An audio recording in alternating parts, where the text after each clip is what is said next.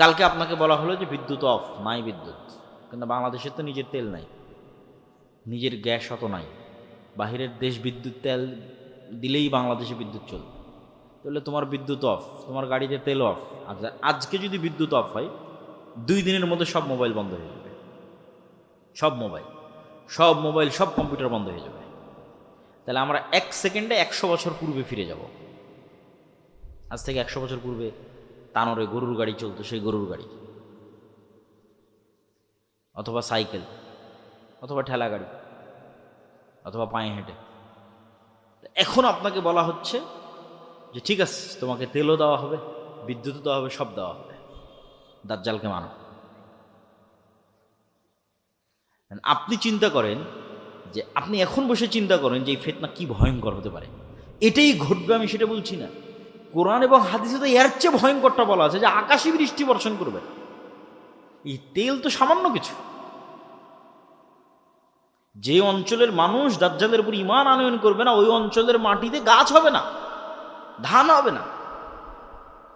জমিন দাজ্জালের কথা শুনে উৎপাদন বন্ধ করে দেবে, আসমান দাজ্জালের কথা শুনে বৃষ্টি বর্ষণ বন্ধ করে দিবে। এই ক্ষমতা আল্লাহই দাজ্জালকে দিবে। হবে বৃষ্টি, হবে ফসলও হবে, দাজ্জালের প্রতি ঈমান আনয়ন। এখন আপনি চিন্তা করেন, যার ন্যূনতম অবৈধ সম্পদের উপর লোভ আছে এবং যার পরকালের উপর অগাধ আস্থা ও ইয়াকিন নাই, সে কি ফিতনা থেকে বাঁচতে পারবে? কোনো সুযোগ নেই। যার 1 টাকার প্রতি অবৈধভাবে ইনকামের ইচ্ছা আছে, যে লোভ সামলাতে পারে না, যে এই 1 টাকা আসবে, এটা আমি একটু অবৈধভাবে ইনকাম করি, এই লোভ যে সামলাতে পারে না, এই দাজ্জালের এই লোভ সামলাতে পারবে না, ঈমান বিক্রি করে দেবে। আর একটা কি বলেছি, পরকালের উপর অগাধ আস্থা। মানে আপনি কিসের আশায় দাজ্জালের বৃষ্টিও নিবেন না, দাজ্জালের ফসলও নিবেন না, দুর্ভিক্ষে না খেয়ে মারা যাবেন, কিসের আশায়? পরকালে জান্নাতের আশা। যে চোখে জান্নাত দেখতে পায় না, ও এটার উপর টিকে থাকতে পারবে না। ওই যে আসহাবুল উখদুদের ঘটনা আল্লাহ সুবহানাহু ওয়া তাআলা কোরআন মাজিদে বলেছে, যে আসহাবুল উখদুদকে বলা হলো ঈমান ত্যাগ করো, না হয় আগুনে ঝাঁপিয়ে পড়ো। তো মা তার কোলের শিশু সহ আগুনের মধ্যে ঢুকে গেছে। আপনি বলেন, এই মানুষগুলোর পক্ষে ওই আগুনে ঢোকা তখনই সম্ভব যখন ওই আগুনের মধ্যে ওরা জান্নাত দেখতে পেয়েছে। যে আমরা আগুনে ঢুকছি না জান্নাতে ঢুকছি? বলেন, আগুনে ঢুকছে না জান্নাতে ঢুকছে? জান্নাতে ঢুকছে। ও যদি মনে করে আমি আগুনে ঢুকছি, ঢুকতে পারবে না, সম্ভব না। আর যখন মনে করেছে আমি আগুন থেকে বের হয়ে আমার বাড়িতে ফিরে যে আরামে ছেলে মেয়ে নিয়ে থাকি, তখন মনে করছে যে আমার বাড়িতে তো জাহান্নামের আগুন জ্বলছে, এখানে কেমনে ফিরে যায়? তাহলে সামনে জান্নাত, পিছনে জাহান্নামের আগুন, কোনটা আমি অ্যাকসেপ্ট করব?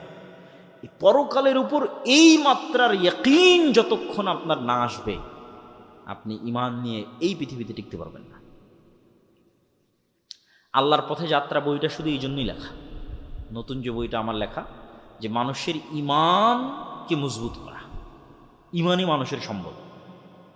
আল্লাহর ক্ষমতা ও শক্তির প্রতি ঈমান, পরকালের প্রতি অগাধ আস্থা, অগাধ বিশ্বাস, এটা ছাড়া বাঁচার কোনো রাস্তা নেই। এই একই কথা রাসূল সাল্লাল্লাহু আলাইহি ওয়াসাল্লাম বলতেছে, যে দাজ্জালের জান্নাত হবে জাহান্নাম, আর দাজ্জালের জাহান্নাম হবে জান্নাত। সেম কথা,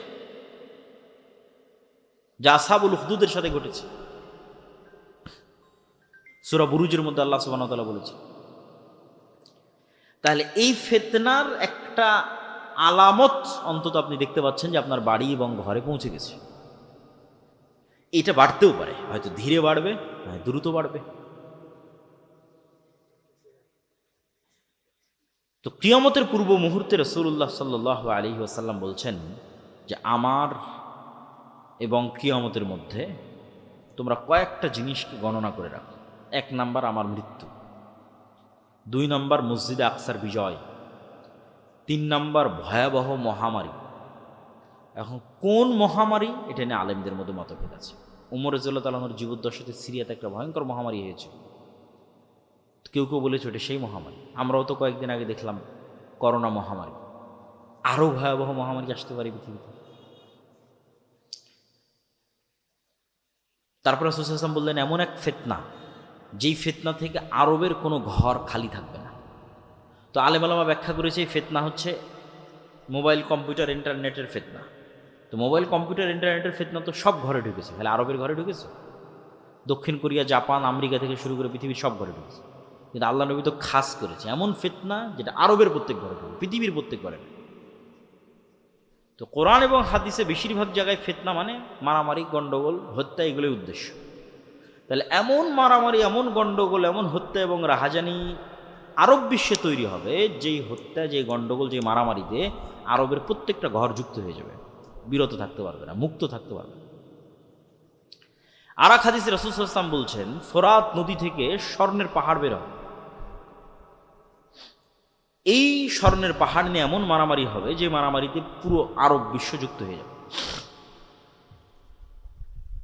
মানুষের কাছে মনে হয় আরে স্বর্ণের পাহাড় বের হওয়ার কি সম্ভব? আচ্ছা আপনি বলেন তো, আজ থেকে 500 বছর আগে মানুষের কি মনে হতো যে মাটির নিচ থেকে তেল বের হওয়া সম্ভব? মনে হতো নাকি? যে তেলে বিদ্যুৎ জ্বলবে এটিকে মানুষ কল্পনা করত? কখনো কল্পনা করত? মাটির নিচ থেকে তেল বের হচ্ছে, গ্যাস বের হচ্ছে, বিদ্যুৎ চলতেছে, তো কখন কি বের হয়ে যাবে এটা আপনি বলতে পারবেন না। অথবা যদি সোনাকে সোনার অর্থেই রাখি তবুও সম্ভব। কেন? উদাহরণ দিলাম, যদি সোনাকে মূল্যবান অর্থে ধরি, যে মূল্যবান কিছু বের হবে, মূল্যবান দামি, মূল্যবান দামি বুঝাতে সোনা ব্যবহার হয়, অস্বাভাবিক কিছু না, স্বাভাবিক। তাহলে এখন অন্তত তেল সোনার চেয়েও দামি, তেলের যে অবস্থা স্বর্ণের চেয়েও দামি। সারা পৃথিবীতেই টিকে আছে তেলের উপর, সারা পৃথিবী। তাহলে এখন কিসের যুদ্ধ চলছে? জ্বালানি যুদ্ধ, তেলের যুদ্ধ। তেল নিয়ে মারামারি, ভেনেজুয়েলার সাথে মারামারি তেল নেই, ইরানের সাথে মারামারি তেল নেই, আরব বিশ্বের সাথে মারামারি তেল নেই। এই যুদ্ধের সামনে আরও বাড়তে পারে। তো রাসূল সাল্লাল্লাহু আলাইহি ওয়াসাল্লাম আরব বিশ্বে এরকম এক ভয়াবহ ফিতনার কথা বলে গেছেন, যেই ফিতনায় আরবের প্রত্যেক ঘর যুক্ত। এই সেই ফিতনা নয়, আরবের প্রত্যেক ঘর ওই ফিতনায় যুক্ত হবে, ওই মারামারি, গণ্ডগোলে, কাটাকাটির সাথে যুক্ত হবে। তারপরে কি? একের পর এক আল্লাহ নবী গণাচ্ছে। এরপরে এই ফিতনার পরে আরবের প্রত্যেক ঘর যেই ফিতনায় যুক্ত হয়ে যাবে, এই ফিতনার পরে হুদনাতুন বাইনাকুম ওয়া বাইনার রোম, তোমাদের সাথে রোমানদের চুক্তি হবে। তো রাসূল সাল্লাল্লাহু আলাইহি ওয়াসাল্লাম যখন রোম শব্দ উচ্চারণ করছেন, তখন রোম হচ্ছে আজকের তুরস্ক। আজকের তুরস্কের রাজধানী ইস্তাম্বুল, যাকে ইংরেজিতে বলে কনস্টান্টিনোপল। সেখানে বাইজেন্টাইন রোমান এম্পায়ার ছিল অর্থোডক্স খ্রিস্টানদের, যে অর্থোডক্স খ্রিস্টানরা এখন রাশিয়ায় আছে। আর যদি রোমান মানে সব খ্রিস্টানদের ধরি, তাহলে ইউরোপ আমেরিকার খ্রিস্টানও আসতে পারে। আল্লাহ সুবহানাহু ওয়া তাআলা ভালো জানে এই হাদিস কিভাবে বাস্তবায়িত হবে, কারা উদ্দেশ্য। তো মুসলমানদের সাথে রোমান খ্রিস্টানদের চুক্তি হবে। চুক্তি হয়ে মুসলমান এবং রোমান খ্রিস্টানেরা তৃতীয় আর এক পক্ষের বিরুদ্ধে যুদ্ধ করবে। এই তৃতীয় পক্ষকে আল্লাহু আ'লাম। এই তৃতীয় পক্ষ ইহুদিরাও হতে পারে, হিন্দুরাও হতে পারে, বৌদ্ধরাও হতে পারে, অথবা রোমান দ্বারা যদি অর্থোডক্স খ্রিস্টান উদ্দেশ্য হয় তাহলে ক্যাথলিক ইউরোপ আমেরিকার খ্রিস্টানরা হতে পারে, অথবা রোমান দ্বারা যদি ইতালির রোম উদ্দেশ্য হয়, যেখান থেকে ইউরোপ উদ্দেশ্য হবে, তাহলে আমেরিকা, ইসরায়েল হতে পারে, রাশিয়া হতে পারে। তৃতীয় আর এক পক্ষের বিরুদ্ধে যুদ্ধ হবে। এই তৃতীয় আর এক পক্ষের বিরুদ্ধে যুদ্ধে তোমরা এবং রোমান খ্রিস্টানেরা বিজয়ী হবে। বিজয়ী হওয়ার পর কেউ একজন ক্রুশকে উঁচিয়ে ধরে বলবে যে এই ক্রুশের কারণে, যে ক্রস চিহ্ন পাদ্রীদের গলায় থাকে, এইটার কারণে আমরা বিজয়ী হয়েছি। তখন এক মুসলমান উঠে ক্রোশটা ভেঙে দেবে যে আল্লাহর সাহায্যে আমরা বিজয়ী হয়েছি। ক্রোশ ভাঙ্গার কারণে তর্ক বিতর্ক, গণ্ডগোল, মারামারি, যুদ্ধ, মুসলমান আর খ্রিস্টান মুখোমুখি হয়ে যাবে, যারা কিছুক্ষণ আগে চুক্তিতে ছিল। চুক্তি হয়ে আর এক তৃতীয় পক্ষের বিরুদ্ধে যুদ্ধ করেছে। আমার কেন জানি মনে হয় যে এই তৃতীয় পক্ষের বিরুদ্ধে যুদ্ধ ইহুদিদের সাথে হতে পারে। কেন? রাসূলুল্লাহ সাল্লাল্লাহু আলাইহি ওয়াসাল্লাম আর এক হাদিসে বলেছেন যে ইহুদিদেরকে এমন ভয়াবহভাবে মুসলমানেরা হত্যা করবে একটা যুদ্ধে, কিয়ামতের পূর্ব মুহূর্তে এমন ভয়াবহভাবে হত্যা করবে যে পাথর এবং গাছ পর্যন্ত কথা বলবে যে মুসলমান আসো, আমার কি বলার নাম, আমার পিছনে ইহুদি লুকিয়ে আছে, হত্যা করো। এই যে পাথর এবং গাছ কথা বলবে, এটার সাথে আর একটা জিনিস আপনাকে বলে রাখি। রাসূল সাল্লাল্লাহু আলাইহি ওয়াসাল্লাম বলছেন মানুষের স্যান্ডেলও কথা বলবে, মানুষের রানও কথা বলবে। আর একটা কি বলেছে রাসূল সাল্লাল্লাহু আলাইহি ওয়াসাল্লাম বলেছেন যে কিয়ামতের পূর্ব মুহূর্তে দাব্বাতুল আরজ বের হবে। যে দাব্বাতুল আরজ হবে একটা জন্তু, একটা জানোয়ার যে কথা বলবে মানুষের সাথে, জাসসাসা, গোয়েন্দা। যেই দাব্বাতুল আরজ তামিম আদ-দারির হাদিসে যখন দাজ্জালের সাথে দেখা করতে যায়, তখন দাজ্জালের প্রবেশ মুখে এক জন্তু জানোয়ার দাঁড়িয়েছিল, যাকে হাদিসে বলা হয়েছে দাব্বাতুল আরজ। কোন দিকে পিছন, কোন দিকে বোঝা যায়নি। তো ওকে জিজ্ঞেস করে সাহাবীরা, তুমি কি বলে? আনাল জাসসাস, আমি হচ্ছে গোয়েন্দা। তো প্রাণী কথা বলতেছে। আর মানুষের মনে হতে পারে যে প্রাণী কেমনে কথা বলতে, গাছ পাথর কেমনে কথা বলতে। মানুষের তৈরি সৃষ্টি জীব কথা বলতেছে এখন, যদিও সৃষ্টির ক্ষমতা মানুষের নাই, মানুষের বানানো বলতে পারে। যেমন মানুষের বানানো এআই এবং এআই ভিত্তিক রোবট আপনার সাথে কথা বলছে না? বলছে না, বলছে। আপনি এখন চ্যাট জিপিটির সাথে কথা বলেন, কথা বলবে। এখন জেমিনির সাথে কথা বলেন, কথা বলবে। আপনি যা বলবেন সে উত্তর দেবে সাথে সাথে। এই এআই তো পৃথিবীকে, যেমন ইন্টারনেট পৃথিবীকে চেঞ্জ করে দিয়েছে, সামাজিক যোগাযোগ মাধ্যম পৃথিবীকে চেঞ্জ করে দিয়েছে, বিদ্যুৎ পৃথিবীকে চেঞ্জ করে দিয়েছে, এআই পৃথিবীকে চেঞ্জ করে দিচ্ছে। কোথায় গিয়ে ঠেকবে আল্লাহ সুবহানাহু ওয়া তাআলা ভালো। তাহলে মানুষের বানানো জিনিস মানুষের সাথে কথা বলতেছে বুদ্ধিমত্তার সাথে। সেখানে আল্লাহ সুবহানাহু ওয়া তাআলার জীব জন্তু জানোয়ার কথা বলবে না, এটা বিশ্বাস করা পাগলামি, এটা বিশ্বাস করা বোকামি। তো ওই তৃতীয় পক্ষের যুদ্ধ ইহুদিদের সাথে হতে পারে, আল্লাহু আ'লাম। এবার তৃতীয় পক্ষের যুদ্ধের পর মুসলমান এবং খ্রিস্টানেরা মুখোমুখি। এই যুদ্ধে রাসূলুল্লাহ সাল্লাল্লাহু আলাইহি সাল্লাম বলছেন, এই যুদ্ধের ভিন্ন ভিন্ন অ্যাঙ্গেলে অনেক হাদিস আছে। আমি সবগুলো সারমর্ম বলতেছি আপনাকে, সব হাদিসের সারমর্ম।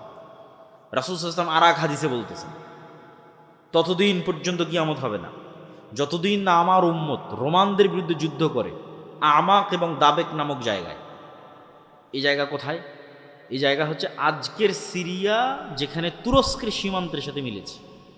এখনকার সিরিয়ার সীমান্ত যেখানে তুরস্কের সীমান্তের সাথে মিলেছে, ইদলিব শহর, সেখানে এই নামে জায়গা আছে, বিশাল খোলা মাঠ, আমাক এবং দাবেক। ওই জায়গায় আমার উম্মত যতক্ষণ রোমান খ্রিস্টানদের বিরুদ্ধে যুদ্ধ না করছে ততদিন কিয়ামত হবে। সেই দিন মুসলমানদের যুদ্ধের হেডকোয়ার্টার থাকবে দামেস্ক নগরীর গুতা নামক জায়গায়। এটা ওই যুদ্ধের কথাই বলা হচ্ছে, যেটা রোমানদের সাথে হবে।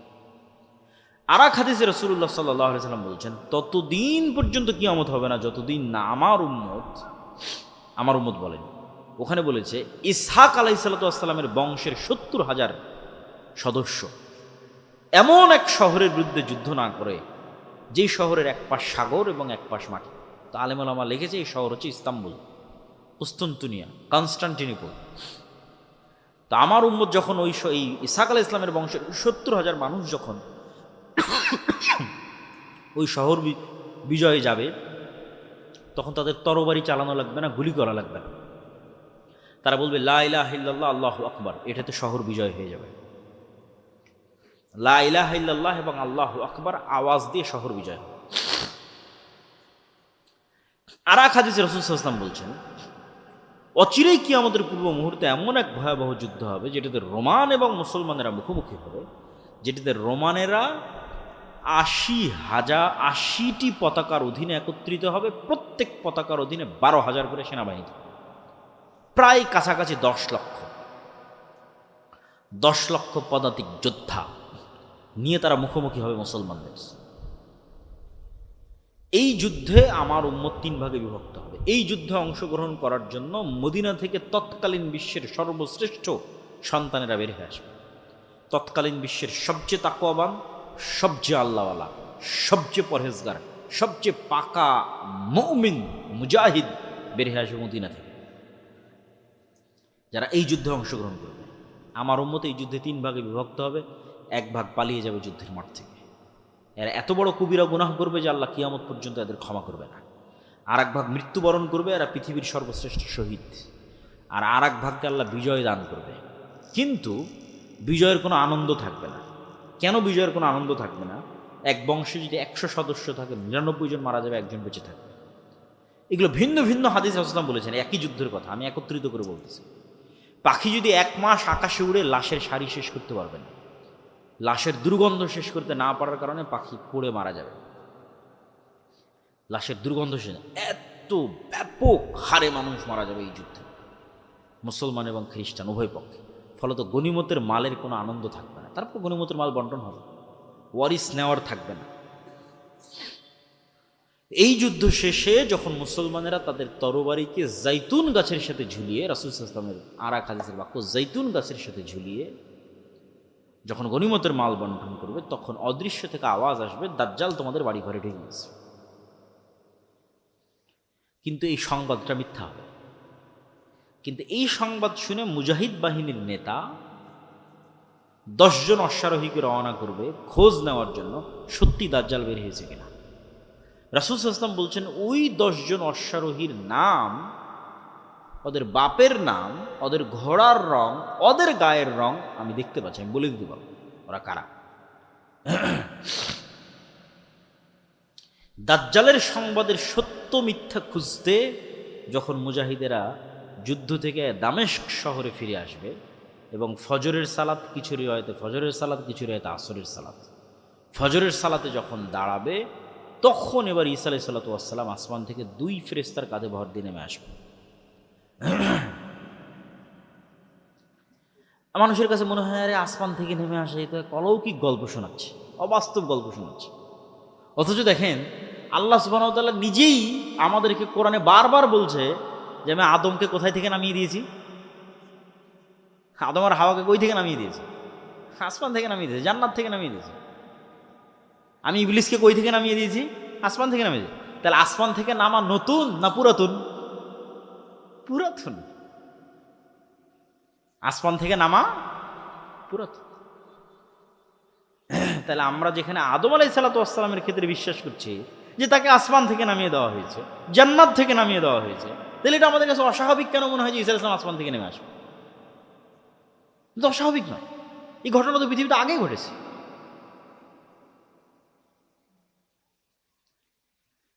তো ঈসা আলাইহিস সালাতু ওয়াস সালাম পৃথিবীতে নেমে আসবে, ততদিনে কিন্তু সত্যি সত্যি দাজ্জাল বের হয়ে গেছে।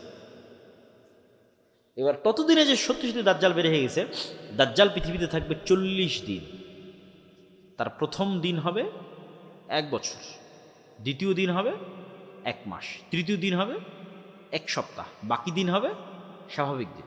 তাহলে মোট কয় দিন হচ্ছে এখন হিসাব করে? মোট হবে 1 বছর 2 মাস 14 দিন। কতদিন? 1 বছর 2 মাস 14 দিন সে পৃথিবীতে বিচরণ করবে। কিন্তু এই জায়গায় সবচেয়ে ভয়াবহ কথাটা বলা হলো যে প্রথম দিন হবে 1 বছর। কেমনে 1 বছর হবে একদিন? যদি আমরা আমাদের আধুনিক বিজ্ঞানের আলোকে চিন্তা করি, তাহলে পৃথিবী যেই গতিতে ঘুরতেছে আর সূর্য যেই গতিতে ঘুরতেছে, এটার মধ্যে পরিবর্তন লাগবে। এই ঘোরার গতিতে কি লাগবে? পরিবর্তন লাগবে। সূর্য আর পৃথিবীকে থেমে যেতে হবে, অথবা ধীর হতে হবে। আর যদি বলি না, এই সিস্টেমের মধ্যে আল্লাহ অলৌকিকভাবে ঘটাবে, আল্লাহ সুবহানাহু ওয়া তাআলা ভালো। রাসূল সাল্লাল্লাহু আলাইহি ওয়াসাল্লামকে জিজ্ঞেস করল, আল্লাহ নবী, দাজ্জালের গতি কেমন হবে? বলেন, কাগাইসিন ইস্তাদবারাতহুর রিহ, মেঘমালার যেমন গতি, আকাশে উড়ন্ত মেঘমালার যেমন গতি তেমন হবে। তখন মানুষেরা মনে করে যে আরে দাজ্জাল মনে হয় তাহলে বিমানে উড়বে, মানুষ মনে করে। কিন্তু আমার প্রশ্ন হচ্ছে, মানুষের বানানো বিমান যদি আকাশে উঠতে পারে, তো আল্লাহ সুবহানাহু ওয়া তাআলার সৃষ্টি নিজে কেন উঠতে পারবে না আকাশে? অস্বাভাবিক কি? আল্লাহর আর এক সৃষ্টি পাখি উঠতেছে না? হতে পারে, বিমানও সফর করতে পারে।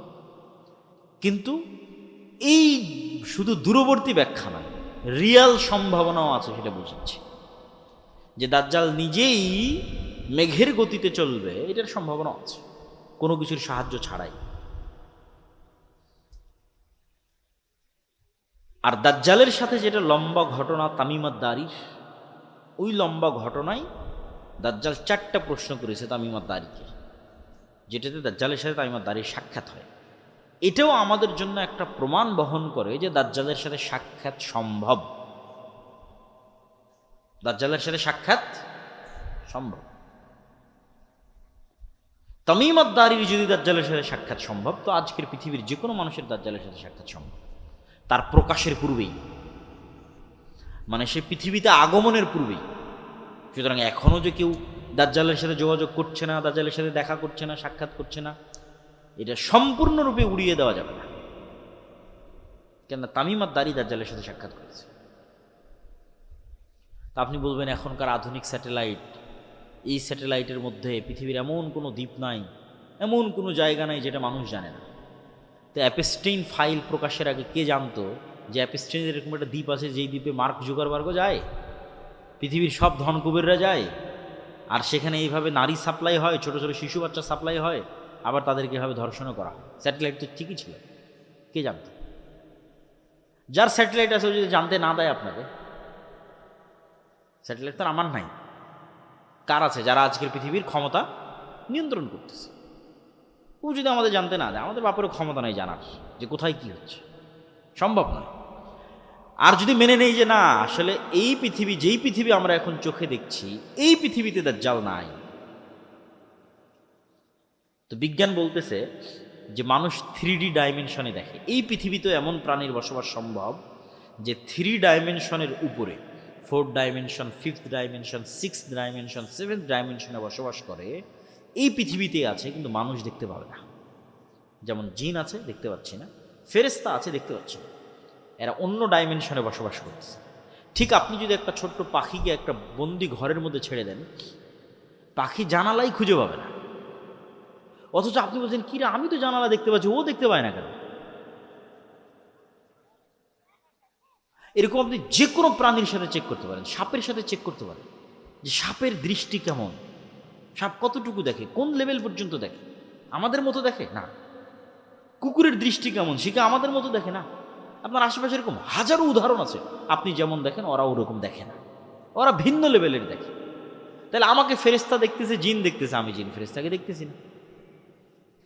আল্লাহ চাইলে দেখা যাবে। সুতরাং পৃথিবীতে থাকা অবস্থাতেও না দেখা সম্ভব।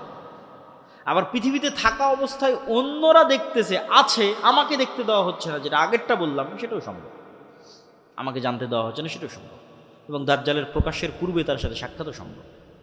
তো তামিম আদ-দারির হাদিসে তামিম আদ-দারিকে জিজ্ঞেস করছে দাজ্জাল আরবের লোকজনকে 4টে জিনিসের কথা বলছে। বহাইরা তাবারিয়ার কথা বলো, আইনে জোগরের কথা বলো, নাখল বাইসানের কথা বলো, আর নবী আল উম্মির কথা বলো। এই বহাইরা তাবারিয়া হচ্ছে সি অফ গ্যালিলি, যেটা আজকের ইসরায়েলের সীমানার মধ্যে পড়ে। এই নাখাল বাইসান হচ্ছে ইসরায়েলের একটা শহর, বাইত শিয়ান, যেটাও আজকের ইসরায়েলের সীমানার মধ্যে পড়ে। আর আইনে জোগার হচ্ছে জর্ডানের যে ডেড সি আছে, মৃত সাগর আছে, যেখানে লূত আলাইহিস সালামের কওমকে ধসিয়ে দেওয়া হয়েছিল, এই ডেড সির পার্শ্ববর্তী একটা ঝর্ণা বা কুয়া। আর এই 3টে জায়গায় 50 কিলোমিটারের মধ্যে হবে, এখান থেকে 50 কিলোমিটার আশপাশে। 2টে ইসরায়েলের সীমানার মধ্যে, আর একটা ইসরায়েলের সীমানা লাগানো। আর এই 3টে জায়গায় আবার ইহুদি খ্রিস্টানদের বাইবেল এবং তাওরাতে বর্ণিত বিভিন্ন কারণে পবিত্র।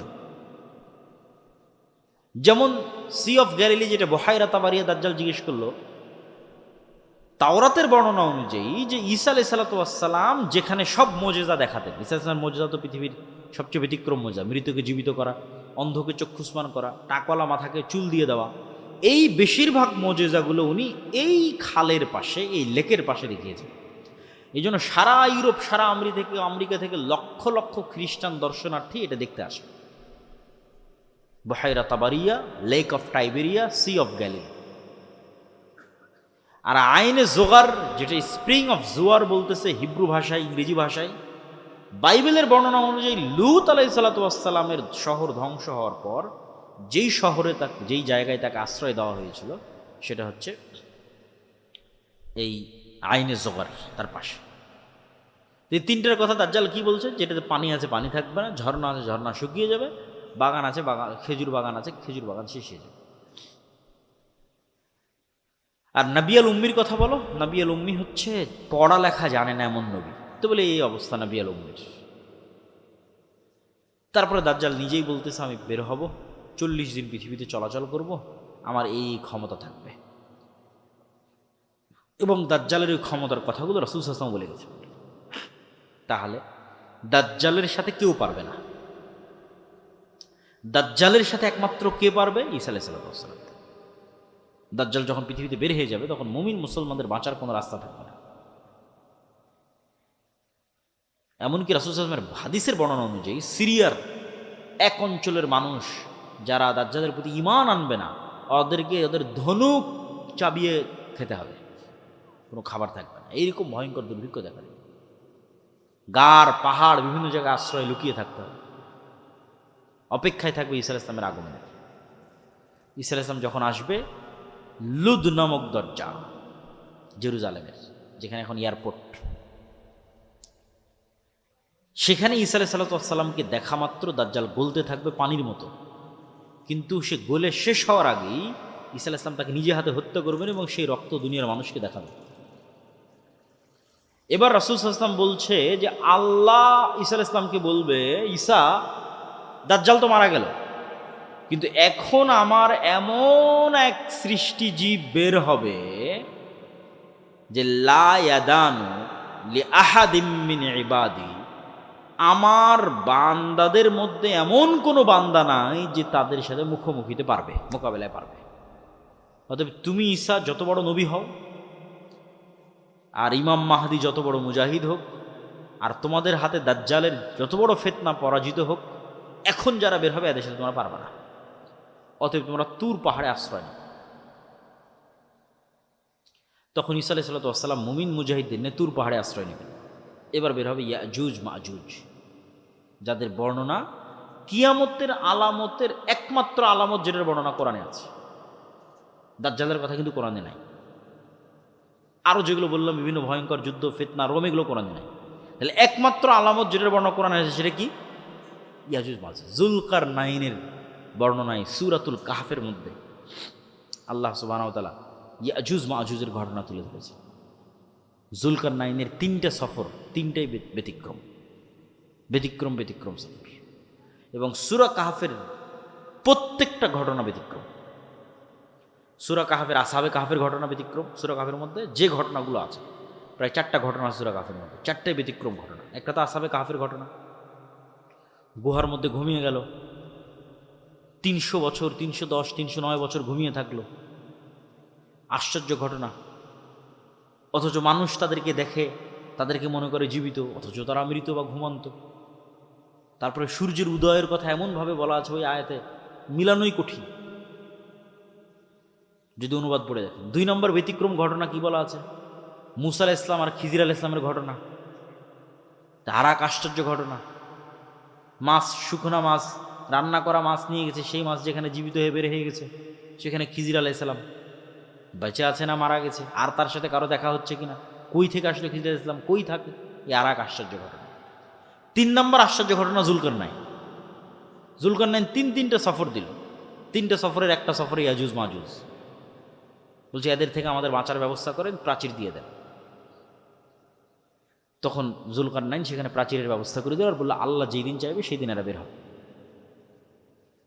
এখন সেই প্রাচীর আছে না ভেঙে গেছে, বের হয়ে গেছে, না কিয়ামতের পূর্ব মুহূর্তে বের হবে, আল্লাহু আ'লাম। কিন্তু হাদিসের ভাষা অনুযায়ী বোঝা যাচ্ছে যে কিয়ামতের পূর্ব মুহূর্তেই তারা বের হবে। যে সূরা কাহফের সবগুলো ঘটনা আশ্চর্য। তো ইয়াজুজ মাজুজ বের হবে, ঈসা আলাইহিস সালাম তার সঙ্গী সাথী মুমিন মুসলমানদের নিয়ে তুর পাহাড়ে আশ্রয় থাকবে। যখন তুর পাহাড়ে খাবারের সংকট দেখা দিবে, দুর্ভিক্ষ দেখা দিবে, খাবারের কিছু নাই, অসহায় অবস্থা, করুণ অবস্থা, তখন ঈসা আলাইহিস সালাম তার সঙ্গী সাথীদের নিয়ে আল্লাহর কাছে দোয়া করে কান্নাকাটি করবে, আল্লাহ এই ফিতনা থেকে আমাদের বাঁচান। তাহলে দেখেন এত বড় নবী হওয়ার পরেও কি ফিতনায় আল্লাহ তাকে ফেলছে যে তাদের বাঁচার কোনো রাস্তা নাই, কার সাহায্য ছাড়া? আল্লাহর সাহায্য ছাড়া। তাহলে আলটিমেটলি মুমিন মুসলমানদের বাঁচার কোনো রাস্তা নেই আল্লাহর সাহায্য ছাড়া। এটা ঈসা আলাইহিস সালামেরও বাঁচার রাস্তা নেই আল্লাহর সাহায্য ছাড়া, মুহাম্মদ সাল্লাল্লাহু আলাইহি ওয়াসাল্লামেরও বাঁচার রাস্তা নেই আল্লাহর সাহায্য ছাড়া। এই জন্য দুনিয়াবি আসবাবে ভরসা করে ইসলামের বিজয় হয়নি, হবে না। দুনিয়াবি কারণে বিজয় সম্ভব নয়, আল্লাহর সাহায্যেই বিজয় সম্ভব। তাহলে বিজয় হচ্ছে না কেন? আল্লাহর সাহায্য পাওয়ার শর্ত পূরণ করিনি, এই জন্য। দুনিয়ার শক্তিতে কম আছে এই জন্য, এটা ভুল কথা। মুসলমানদের কোনোদিন দুনিয়াবী শক্তিতে বিজয় হয়নি, কোনোদিন হবেও না। মুসলমানদের বিজয় হয় আল্লাহর সাহায্যে। তো তোমার বিজয় হয় না কেন? তুমি আল্লাহর সাহায্য পর শর্ত পূরণ করো এই জন্য, আল্লাহর সাহায্য পর যোগ্য হওনি এই জন্য। এটা হলো আসল কারণ। ঈসা আলাইহিস সালামের চলবে না আল্লাহর সাহায্য ছাড়া। তো ঈসা আলাইহিস সালামের কান্নাকাটিতে এবার আল্লাহ সুবহানাহু ওয়া তাআলা ইয়াজুজ মাজুজকে এক বিশেষ অসুখ, বিশেষ পোকা মাকড় দিয়ে আল্লাহ ধ্বংস করে দিল। তখন তুর পাহাড় থেকে নেমে পা ফেলার মতো কোনো জায়গা থাকবে না।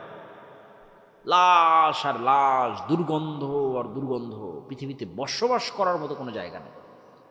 এবার দ্বিতীয়বার কান্নাকাটি, হাদিসের ভাষা অনুযায়ী, যে দ্বিতীয়বার ঈসা আলাইহিস সালাম এবং মুমিন মুজাহিদরা আল্লাহর দরবারে লুটিয়ে পড়ে কান্নাকাটিতে মগ্ন হয়ে যাবে।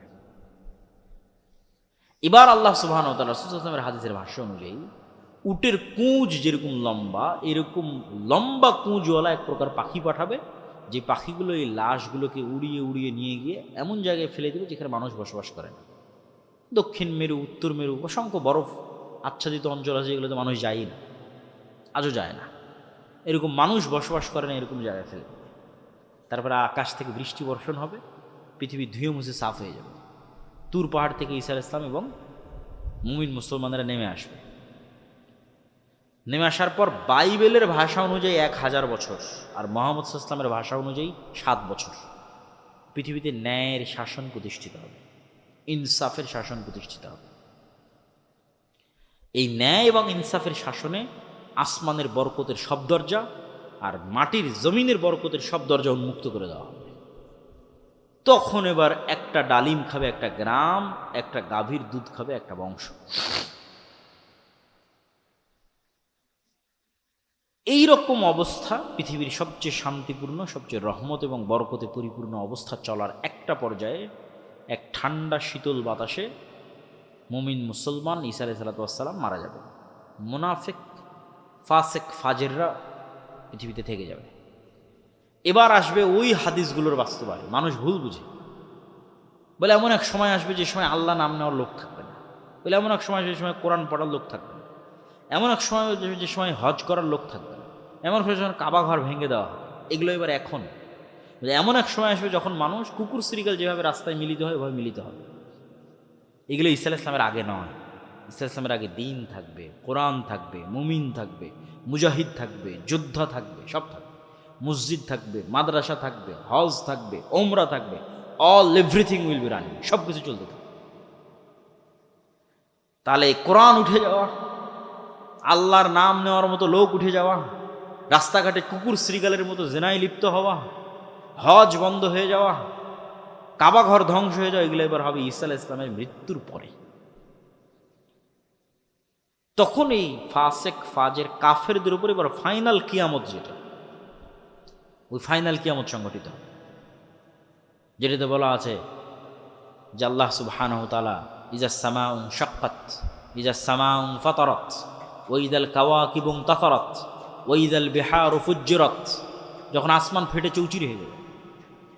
আল কারিআতু মাল কারিআহ ওয়া মা আদরাকা মাল কারিআহ ইয়াউমা ইয়াকুনুন নাসু কাল ফারাশিল মাবথুস ওয়া তাকুনুল জিবালু কাল ইহনিল মানফুশ। পাহাড়, হিমালয় পাহাড় হবে আকাশে উড়ন্ত ধুলিত ধুনিত তুলা, আর মানুষ হবে পঙ্গপালের ন্যায়। সূর্যর, চন্দ্র, নক্ষত্র চূর্ণ বিচূর্ণ বিদীর্ণ হয়ে পড়ে যাবে। ফাইনাল কিয়ামত। প্রিয় উপস্থিতি, এই পুরো আলোচনার সারমর্ম বা আমাদের শিক্ষা বা আমাদের করণীয় কি? আমাদের শিক্ষা, আমাদের করণীয় হচ্ছে যে আমরা শেষ সময়ে বসবাস করতেছি, এই কথাই ঠিক। যদি আরও 5000 বছর পরও কিয়ামত হয় তবুও আমরা শেষ সময়, যদি আরও 500 বছর পরও কিয়ামত হয় তবুও আমরা শেষ সময়। কেন? কিয়ামতের সবচেয়ে বড় আলামত মুহাম্মদ সাল্লাল্লাহু আলাইহি ওয়াসাল্লাম মৃত্যু হয়ে গেছে, আর অসংখ্য ছোট ছোট আলামত চোখে দেখতেছে। আল্লাহ নবী বলছেন ইয়াতাতাওয়ালুনা ফিল বুনিয়ান, উঁচু উঁচু বিল্ডিং বানানোতে প্রতিযোগিতা করবে।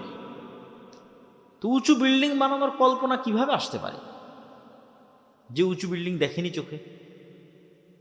অথচ বলছে উঁচু বিল্ডিং নিয়ে প্রতিযোগিতা করবে। কিন্তু হয়ে গেছে উঁচু উঁচু বিল্ডিং নিয়ে প্রতিযোগিতা। তো রাসূল সাল্লাল্লাহু আলাইহি ওয়াসাল্লামের হাদিসগুলো দেখলে বোঝা যায় যে না দেখে যে জিনিসগুলোর বর্ণনা রাসূল সাল্লাল্লাহু আলাইহি ওয়াসাল্লাম দিয়েছেন সেগুলো আমরা নিজেরা বাস্তবে সচক্ষে দেখতেছি। এগুলোই কিয়ামতের আলামতের জন্য যথেষ্ট। তা আমাদের আজকের আলোচনার সারমর্ম কি? আমাদের দুটো জিনিস লাগবে, তাহলে আমরা পৃথিবীতে ফিতনা মুক্ত অবস্থায় বিদায় নিতে পারব। এক নাম্বার বলেছি, পরকালের প্রতি অগাধ বিশ্বাস। আপনার প্রত্যেক কাজের পিছনে মূল উদ্দেশ্য থাকবে জান্নাতে যাওয়া। ওইটা সফল হলে আপনি আসল সফল। দুনিয়াতে সফল নয়, দুনিয়াতে সফল নয়। দুনিয়াতে আপনি সবসময় জিতবেন, সবসময় আপনার কাছে ক্ষমতা থাকবে না, তাহলে দাজ্জালের ফিতনা আল্লাহ দিত না। তখন মুমিন মুসলমানদের হাতে কোনোই ক্ষমতা থাকবে না, সব ক্ষমতা দাজ্জালের হাতে। আর আপনি কি, আপনাকে ঈমান নিয়ে বাঁচতে হবে, এটাই সফলতা। ঈমান নিয়ে বাঁচাটাই সফলতা। তাহলে ঈমান নিয়ে বাঁচার জন্য আমি বলেছি দুটো জিনিস লাগবে। এক, পরকালের প্রতি অগাধ আস্থা ও বিশ্বাস, পরকালকে দেখতে পেতে হবে। মৃত্যু পরবর্তী জীবন হচ্ছে বাস্তব জীবন। অমাল হায়াতুদ দুনিয়া ইল্লা লাইবুম ওয়া লাহু, এই দুনিয়ার জীবনের কোনো দাম নাই, এটা খেলতামাশা মাত্র। প্রকৃত জীবন কি? লাহিয়াল হায়াওয়ান, আল্লাহ কোরআনে বলেছে পরকালই জীবন। পরকালই জীবন, দুনিয়ার জীবন নয়। তাহলে পরকালের যে জীবনটা, ওই জীবনটা হচ্ছে প্রকৃত জীবন, বাস্তব জীবন। এই জীবন নয়। আর এক আয়াতে আল্লাহ সুবহানাহু ওয়া তাআলা বলছেন পরকাল হচ্ছে খায়রুম ওয়া আবকা, সর্বোত্তম, চিরস্থায়ী, পার্মানেন্ট। তাহলে ক্ষণস্থায়ী এই দুনিয়াতে সফলতা কি? পরকালের প্রতি অগাধ আস্থা রাখা। দুই নাম্বার, দুনিয়া বিসর্জন দেওয়ার সক্ষমতা। যেটা আমি বাক্য শুরু করেছি যে 1 টাকার প্রতি যদি আপনার অবৈধ লোভ থাকে, আপনি দাজ্জালের ফিতনা থেকে বাঁচতে পারবেন না। আপনি ঈমান বিক্রি করে দিবেন, ঈমান বিসর্জন দিয়ে দেবেন।